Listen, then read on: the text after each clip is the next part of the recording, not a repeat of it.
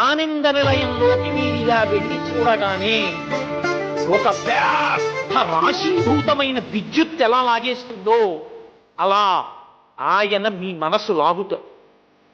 అందుకే అప్పటి వరకు అబ్బా ఏమిటోనండి అన్నవాళ్ళు బాగున్నాడని అంటారు. వెనక్కి నడవడం జీవితంలో అలవాటు ఉండదు. తోసేస్తున్నా గోవిందా గోవిందా గోవిందా గోవిందా నువ్వు బయటకు వచ్చి కూడా ఇలా చూస్తుంటారు. తొంగి ఎలా ఉంది ఏం చెప్పరండి అంటారంటే, అంటే నువ్వు ఎంత ప్రయత్నం చేసినా మనసు నిలబడదు. సదా అలా వెళ్ళిపోయే మనసు ఒక్క ఆనంద నిలయం దగ్గరికి వచ్చేటప్పటికి మాత్రం మీరు వెళ్ళమన్నా వెళ్ళకుండా ఆయన వెనుక. అంటే మీ మనసు మీరు పెట్టడం కాదు, మీ మనసు పనులాగుతుంది. మీరు అలా 2 క్షణాలు చూశారనుకోండి,